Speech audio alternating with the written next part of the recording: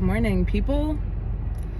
So I'm going to talk just a little bit about some of the synchronicities that I've been getting over the past couple days because they're on my mind this morning, okay? So I talked about this briefly in the pick a card reading for people seeking creative purpose, spiritual path, life mission, guidance. But I had a vision of basically an eclipse. If you can imagine a bright blue circle and then a slightly smaller bright yellow circle eclipsed over it so that there was a halo of that blue behind the yellow one. That is what I saw. And while I saw that, I got this download around like the word corona. And I was thinking about the sun's corona, what that term means and what's happening astrologically. And I will be honest, I'm yet to actually fully Google it and understand what's happening, but I know that there's something there. So I'll put on the screen what it is that I find when I Google it, because I'll Google it after this video. But the next part of that was that I was sitting at the nail salon and they have a TV in the background, and that's probably every 2 to 3 weeks when I get my nails done and I go to the salon and the TV is playing. That's one of the only times I'm sitting in front of a TV, you know, actively captive, really. Just watching it with nothing else to do. My hands are bound, you know, so I can't use my phone. And I was watching the TV. And there was a blue and yellow logo pertaining to the news channel in the corner, and it automatically caught my attention. I was like, ooh, blue and yellow circles. Same from earlier. And then the programming switches to an update about how masks are back and the instances of people who are infected with, you know, everything is increasing and the masks are back, blah, blah, blah. And I thought that was interesting, okay? Because I talk a lot about things that are outside of humans' control and all of these orders that kind of keep us in a whiplash state of trying to keep up with the threats that are permeating our reality in an increasing manner, COVID being one of them. And I don't tend to like to go toe-to-toe with people about like the actual, you know, details of the pandemic and belief systems, because it's just very, it's so controversial. But I will just float this out there to scare away anybody who thought I was completely, you know, I'm not. There's a level of insanity to my belief system because it comes from the things I channel and see. So a lot of people don't jive with it, but I'm somebody who personally believes that there are just many different types of underground bases all throughout the world conducting special operations. I went through a period of being just like deeply infatuated with all the different kinds of interviews on Gaia Online, and then being able to talk about what it is that life was like for them if they worked in certain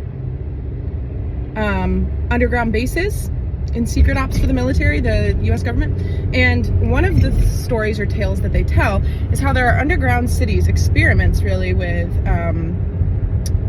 fabricated biological specimen that are meant to basically like zombies, okay? They're basically like zombies. They're meant to be people stand-ins, biological tissue, operational bodies.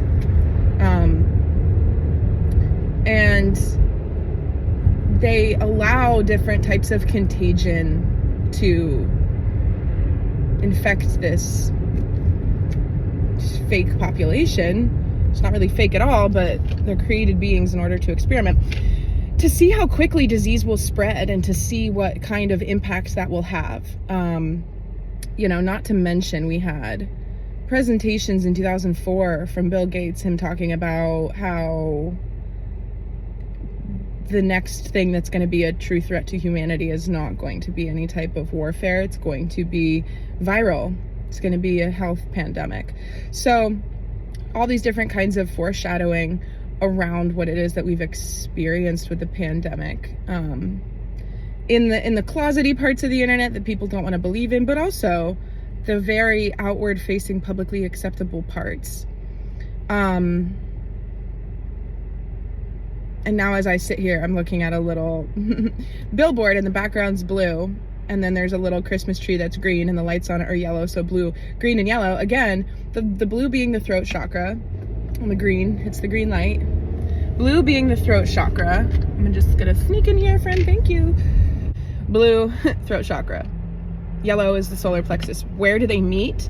even if you take two films that you can shine light through, cellophane, of those colors and overlap them, you're going to get green. Those two things merge in the heart space. So there's a heart space merging between our ability to express what we feel and the inner sun of the solar plexus being the thing that, like, how do you see, can you see your own life, your own circumstance, your own feeling, your own predicaments, whatever it is, day in, day out, moment to moment, can you see it under the sun of the divine? Can you see your situation illuminated as impartial, loving beings would from outside of this earthly plane, looking at your experience, trying to cheer you on and giving you signs and signals that are going to help you navigate the things that you're going through.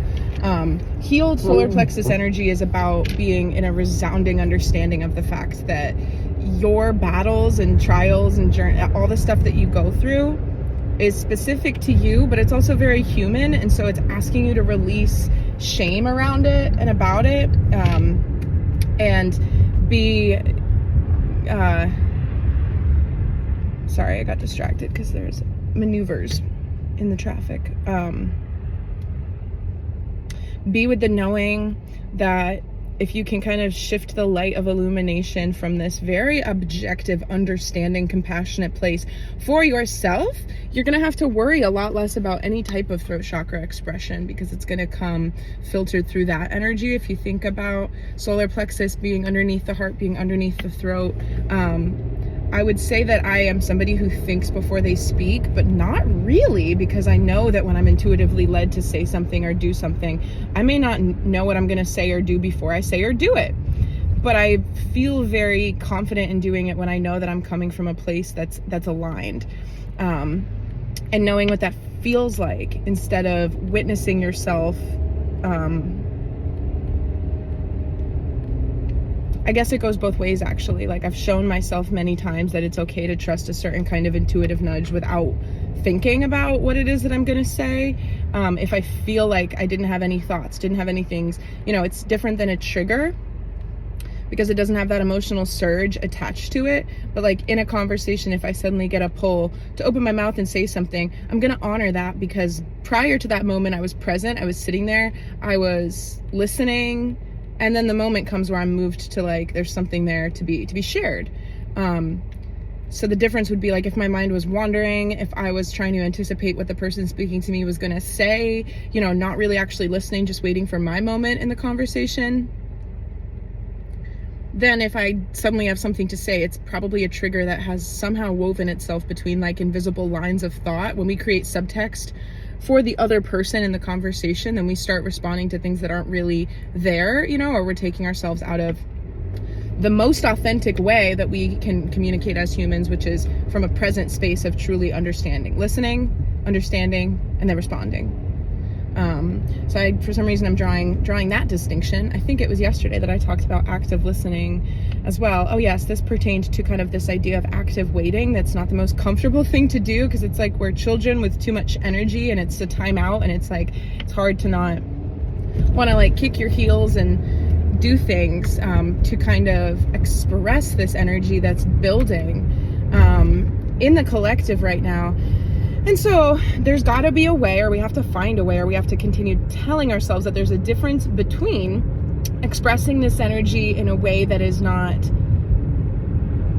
considered or aligned with what it is that we're trying to do and move forward. Just, it's a mature expression of the energy because it is considered. It's not premature. We'll know when the moment's right. It does not seem like the moment is right now, particularly for people who resonated with Pile 2, if you watched the reading that I did yesterday. But it's more so about being able to express that energy through other means than the ways that we're being compelled to do so right now, because these other means it's the exact stuff that we're being asked to focus on. And that could just mean, like, instead of maybe going through with who knows what it is that you're working on, like maybe the next steps that you're trying to push for, that you want, that you have your eyes and your heart set on, that are going to give you some evidence of the fact that we've moved into a next phase of whatever it is you're doing. Like, you want to book the venue, you want to put down the payment, you want to do this and that, and that's not where we're at.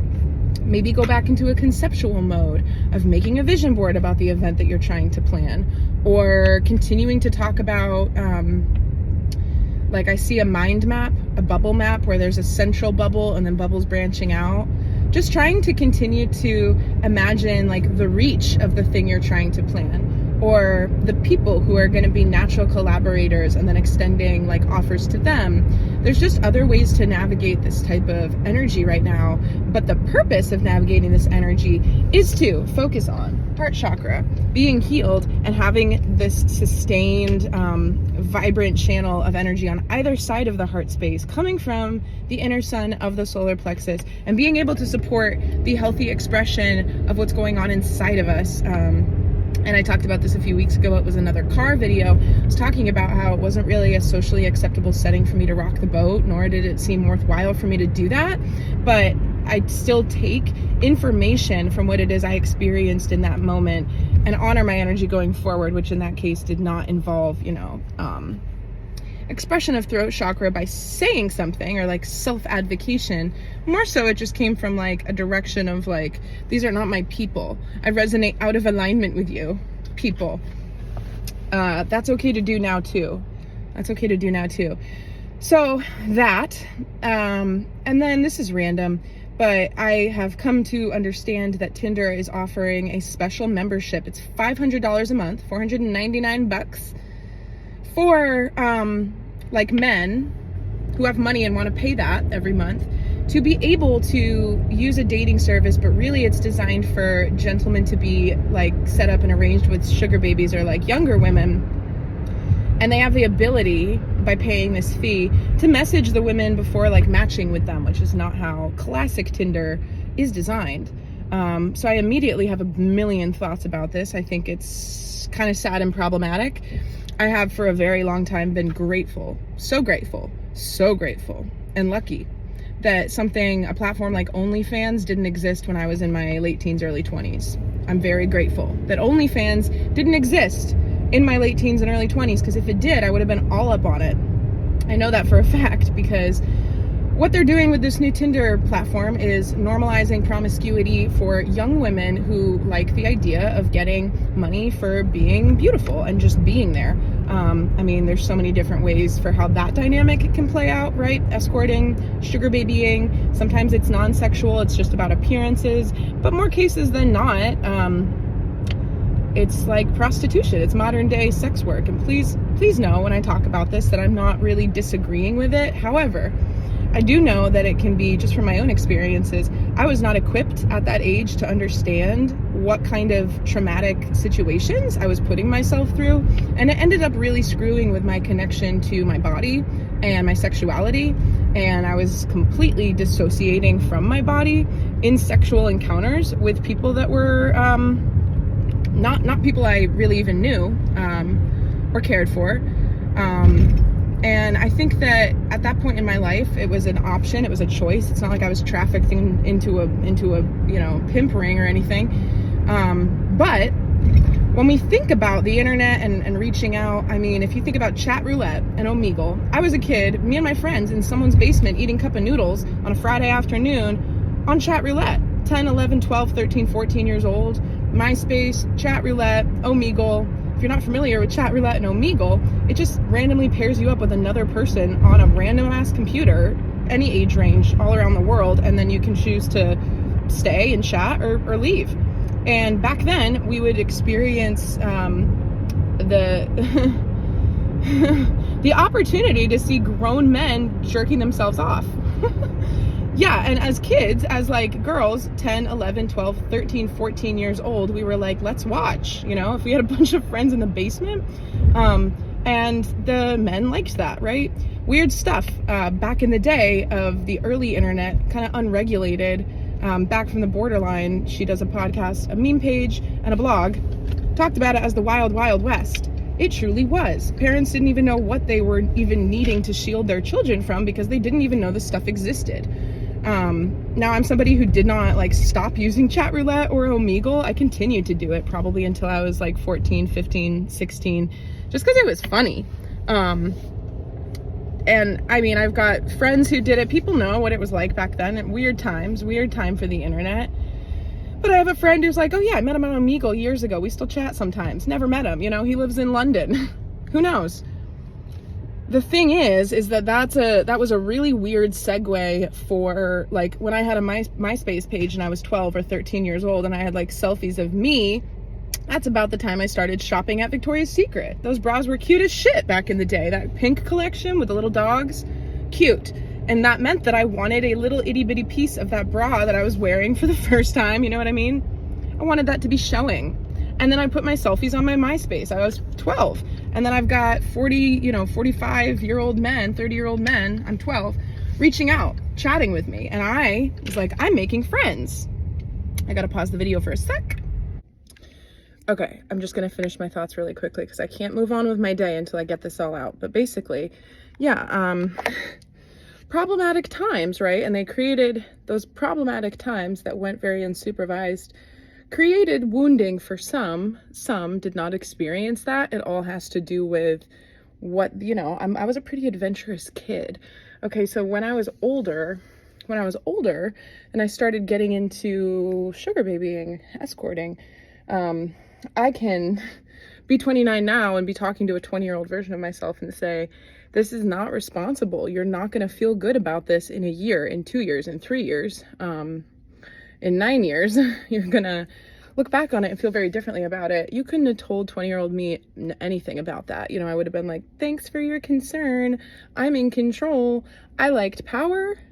I liked feeling like I was being affirmed for my appearance, because I had been told throughout my life that that's what was valued with women.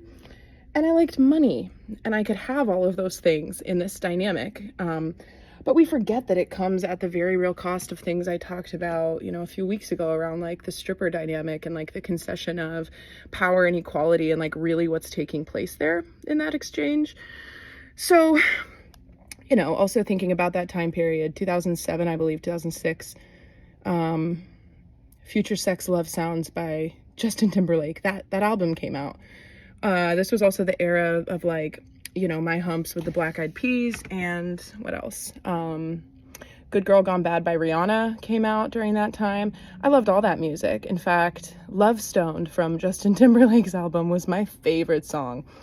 11, 12-year-old girl liking the song Love Stoned by Justin Timberlake, that's a little problematic, and we've got young children today, their favorite song is WAP by Cardi B and Megan Thee Stallion. Equally problematic. And it's so funny when I get into these moments, because I'm like, I am no nun, I am no saint, but I know exactly how my psychology was when I was younger. And here's the thing, like, if girls mature, if girls get their period, girls are hormonal. I, as a 12-year-old, 13-year-old, 14-year-old girl, liked talking to men. I liked talking to men. I liked getting attention from men when I was younger. When I was a little girl, when I was a child, I always felt like they paid attention to me, and that wasn't a weird thing. I didn't feel weird about it. I was very, very lucky when I was a young girl to not have any weird experiences. But what I do remember is that they were always very friendly, very interested in me, right? And then when you start to age through puberty as a girl, that attention changes. And it's so easy for people to say like, oh, the gross pedophilic predatory men of the world, but please, let's just take a step back and remember that it's very animalistic. They're biologically conditioned. I'm not saying they don't need any help or work. They do. We know that already, though. So we need to think about it equitably from both parts of it, right? On the one hand, I'm here saying I was one of those little girls who started getting into kind of like raunchy, wrong things at a young age. Slippery slope. But I wasn't a victim. I wanted to, right? And during those years when I was doing sugar baby stuff, I didn't tell anybody about that. That's my business. I didn't even tell my friends about it. That made it more powerful for me to have a secret around all that stuff that I was doing. And I really do think that it's going to affect like that platform. Why the heck not? Wouldn't underage girls be like, sign me up? I promise you that that's going to, it's like a gateway drug for a lot of the problematic stuff we see with like people who don't have good home situations that start doing drugs, and then they get swept into like, hangout circles that turn into being outside on the street at 3 a.m. on any given Saturday, and you get swept up into a worse thing, I just see it as being very problematic. So,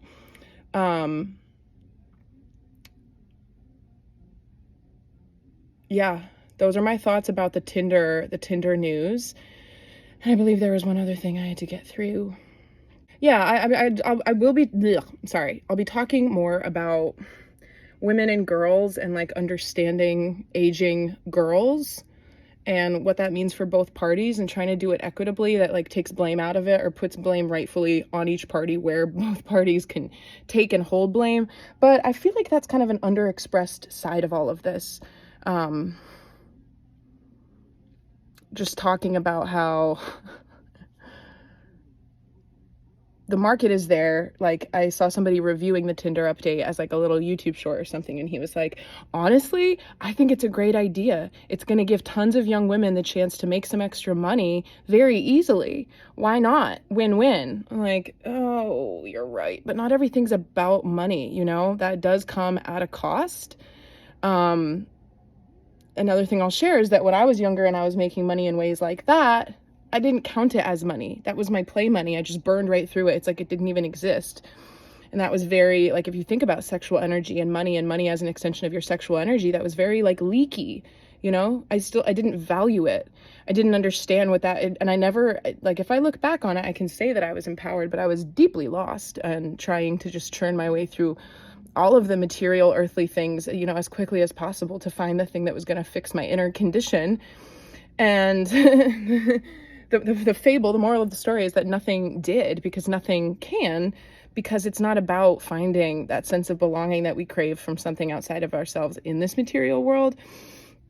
It's about knowing that it can't come from this material world. And so as often, as much, as hard as we try to churn through all of the earthly delights, there's nothing here that's going to fix the existential angst that we're like truly deeply feeling, that's only getting deeper and harder and more dissonant to bear with a lack of conversation increasing around it. Like it gets increasingly hard to tolerate. Young people know that. Young people feel that. There's a lot of deeply intelligent but very shy and drawn into themselves teenagers right now. They have a lot of thoughts and fears and worries. They notice things that adults do not, but they don't share about it. They're confused about why it is that their version of the world that they witnessed does not align with the world that everybody else is acting as if we're living in. So I see that as a very vulnerable demographic. Girls in their late teens and early 20s being invited to make a bunch of money by being swept up by some guy who's paying $500 a month to have access to this selection of women who's very willing. So those are my thoughts. Take them or leave them. Hope everybody's great.